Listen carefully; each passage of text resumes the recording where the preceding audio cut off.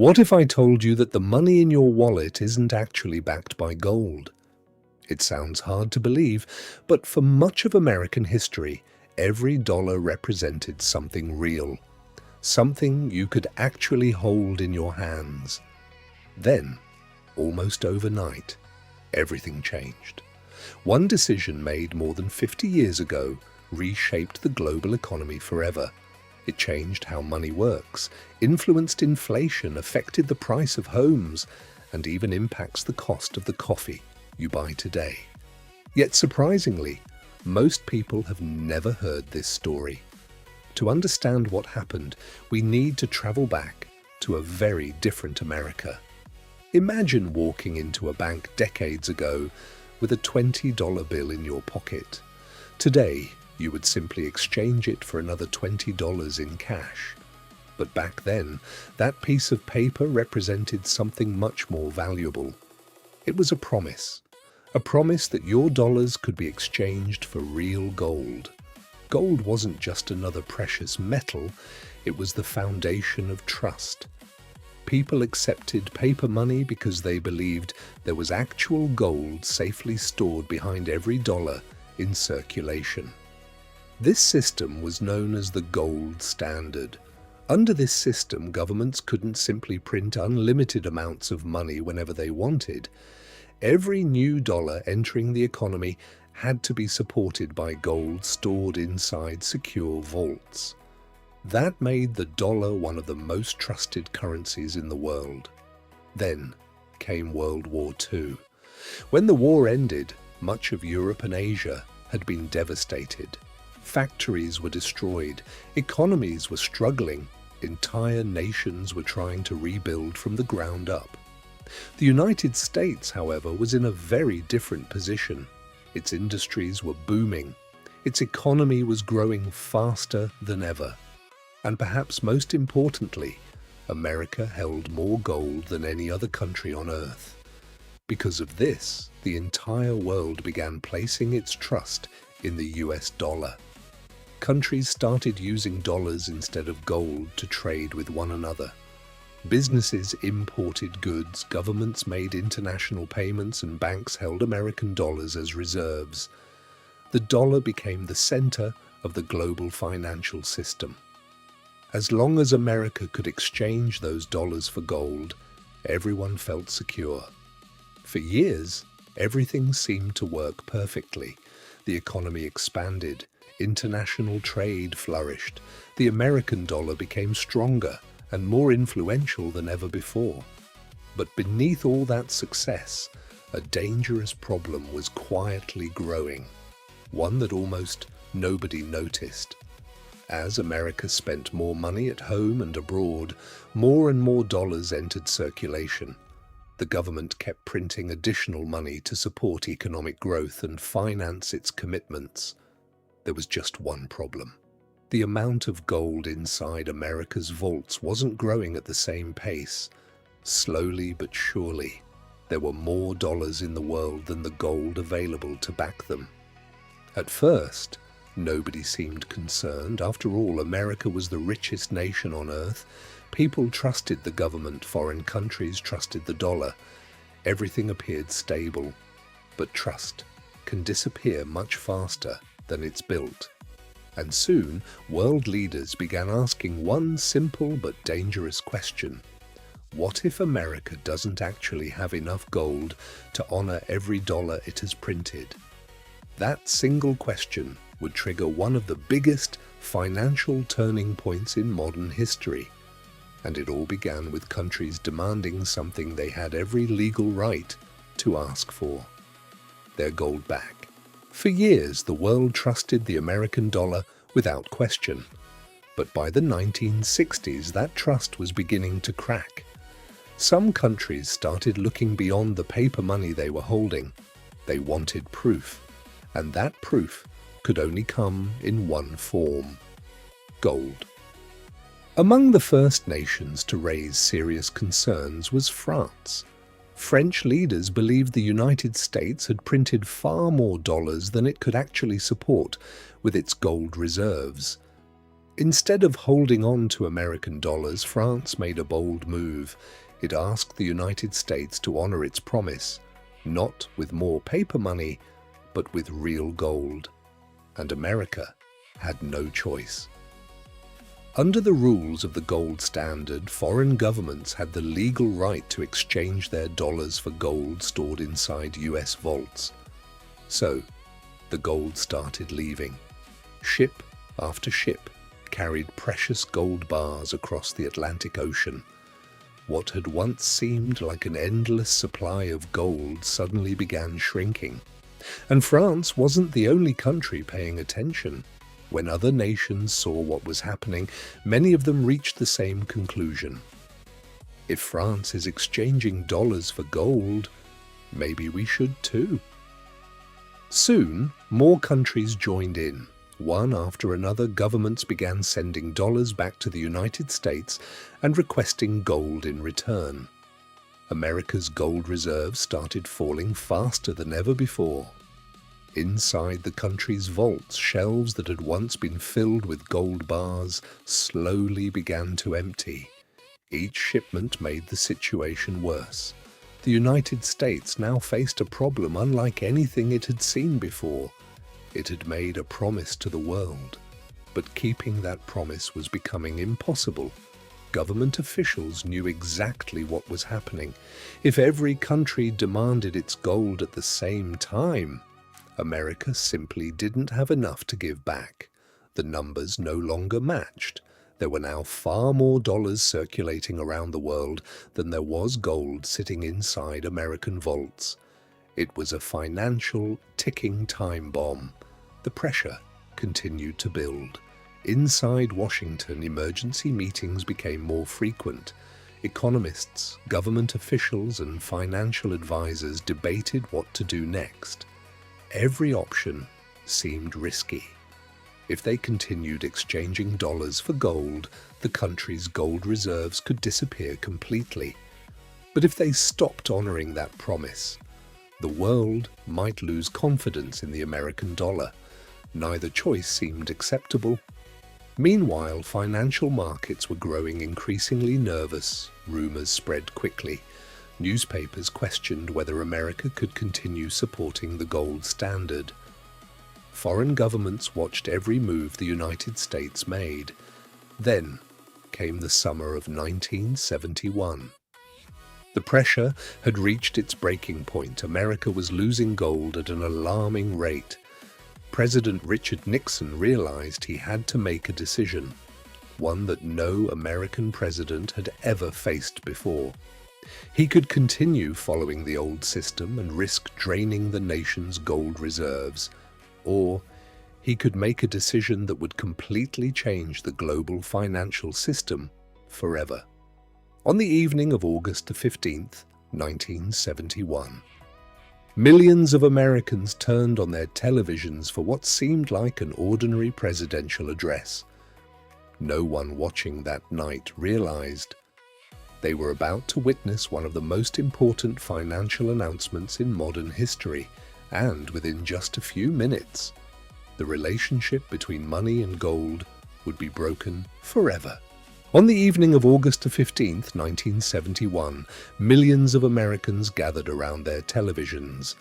Most expected to hear another routine presidential speech. Instead, they witnessed a decision that would reshape the global economy forever. Standing before the nation, President Richard Nixon made a historic announcement. He declared that the United States would temporarily suspend the ability of foreign governments to exchange US dollars for gold. The decision was presented as a temporary emergency measure, but in reality, that temporary decision became permanent. The world had just witnessed what would later become known as the Nixon Shock. With just a few sentences, a financial system that had existed for generations came to an end for the first time in modern history. The US dollar was no longer backed by gold. Overnight, the rules of money changed. For many people, the announcement was confusing. Nothing looked different. The dollar bills in their wallets were the same. Banks opened the next morning, stores accepted cash as usual, life appeared completely normal. But behind the scenes, everything had changed. The promise that every dollar could be exchanged for gold was gone. That promise had been the foundation of global trust for decades. Now, it no longer existed. So, what gave the dollar its value? The answer was surprisingly simple: trust. From that moment on, the dollar became what economists call fiat money. A fiat currency has value because people believe it has value, not because it can be exchanged for gold or silver. Think about it this way. Imagine someone hands you a $20 bill. You don't accept it because you expect to trade it for gold. You accept it because you know millions of other people will accept it too. Your employer accepts it. Your grocery store accepts it. Your bank accepts it. That shared confidence is what gives modern money its value. It's a powerful idea, but it also came with new risks. Without the limits imposed by the gold standard, governments had much greater flexibility. They could increase the money supply more easily during wars, economic recessions, or financial crises. Supporters argued this gave governments the tools they needed to stabilize the economy during difficult times. Critics argued it also made it easier to create too much money, reducing the purchasing power of each dollar over time. The debate continues to this day, regardless of where people stand. One fact is undeniable. The financial world after 1971 was fundamentally different from the one before it. Banks adapted, governments adapted, businesses adapted, and eventually the entire global economy adapted. The gold standard had become history. A new financial era had begun, an era built not on precious metals, but on confidence. Confidence in governments, confidence in central banks, and most importantly, confidence in one another. But while the transition seemed smooth, the long-term effects were only beginning to appear. Over the decades that followed, prices started climbing. The cost of everyday life slowly increased. Homes became more expensive. Stocks reached levels few people could have imagined. And many economists began asking the same question: did leaving gold behind create a stronger economy? Or did it quietly change the value of money forever? The answer isn't as simple as yes or no. But one thing is certain: the decision made on that August evening in 1971 continues to influence every paycheck, every mortgage, every investment, and every dollar you spend today. The decision made in 1971 wasn't just a moment in history. It became the foundation of the financial world we live in today. Every paycheck you receive, every online payment you make, every credit card transaction, and every dollar sitting in your bank account exists in a system that was transformed more than 50 years ago. That doesn't mean leaving the gold standard was necessarily a mistake. Many economists argue it gave governments the flexibility to respond to recessions, financial crises, and unexpected emergencies more effectively than they could under the old system. Others argue that removing the link to gold made it easier to increase the money supply, contributing to higher inflation over long periods. Both perspectives continue to be debated, but regardless of where you stand, the impact is impossible to ignore. Think about the price of a house. Decades ago, a family could often buy a home for a fraction of what it costs today. Look at groceries, gasoline, college tuition, healthcare. Over time, the prices of many goods and services have risen significantly. There are many reasons for those changes, including population growth, productivity, supply and demand, technology, and inflation, but the shift to a fiat money system became one of the defining changes in modern finance. The same is true for investing. As the economy expanded over the decades, many assets such as stocks and real estate increased dramatically in value. People who understood the power of long-term investing often benefited from that growth. Meanwhile, people who simply held cash saw its purchasing power gradually change over time. That's why so many financial experts emphasize investing, diversification, and long-term planning instead of relying only on cash savings. The story of 1971 isn't just about gold. It's about how money evolves, how economies change, and how one decision can influence generations that haven't even been born yet. Today, most people never stop to ask why a dollar has value. We use it every day, we earn it, we spend it, we save it, we invest it. Yet few of us think about what gives that small piece of paper, or the numbers in a digital bank account, its meaning. The answer is remarkably simple: trust. Trust that businesses will accept it. Trust that banks will honor it. Trust that governments will maintain confidence in the financial system. Without that trust, modern money simply wouldn't work.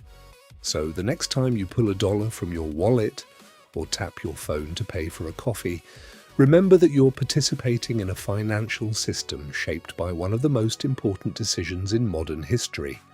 A decision made on August 15th, 1971, the day America left gold behind. And while gold no longer backs the dollar, confidence still does. History isn't just something that happened decades ago, it's something you're living every single day. If you enjoyed this story and want to discover the hidden history behind money, markets, and the world's biggest financial events, make sure to subscribe, because sometimes the biggest events in history aren't the ones we remember. They're the ones that quietly changed the world forever. Thanks for watching. If you made it this far, you're already ahead of 99% of people who never question how money really works. Now, I want to hear from you. Do you think America made the right decision in 1971, or should the dollar still be backed by gold? Drop your opinion in the comments. I read every single one. And if you enjoy uncovering the hidden history behind money, economics, and wealth, hit like and subscribe, because the next story might completely change the way you see money again.